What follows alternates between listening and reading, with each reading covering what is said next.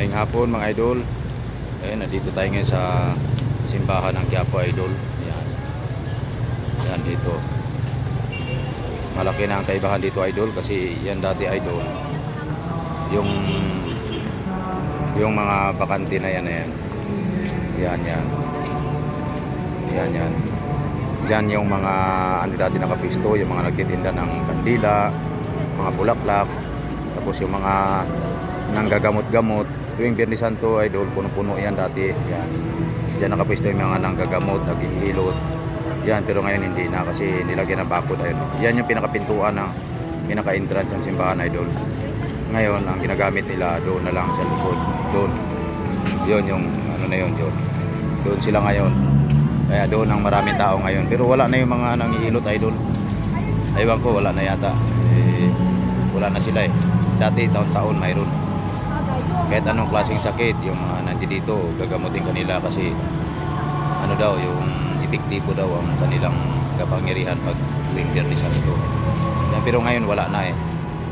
Wala na sila dito. Dito yan dati idol o dito. Dito, yan. Diyan yan sila dati. At saka doon sa loob na yun. Yun wala na tao eh.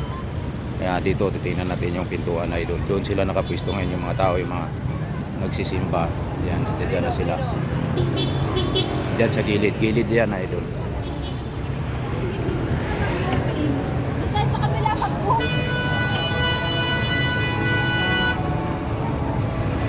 Yan, dito.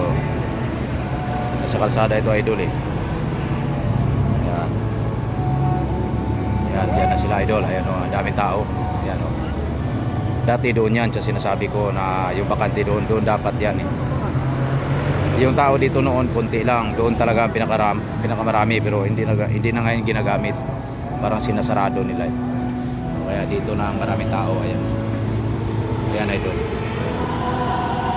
Quiapo Church to idol Quiapo Church. Yan. Nakadakad tayo dito kasi Biyernes Santo naman eh. Akala ko kasi nandito pa yung mga nagagamot. Wala na eh. Papakita ko sana sa inyo kung paano sila magagamot. Yung Biyernes Santo kasi effective daw yung ano nila, kapangyarihan nila. Ngayon wala na eh. Ayan idol.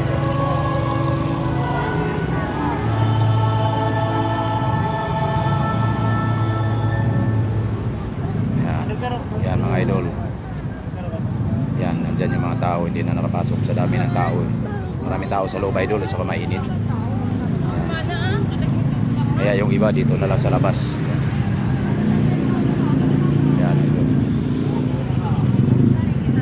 Okay, thank you very much sa inyo lahat dyan idol. Ingat kayong lahat dyan. God bless.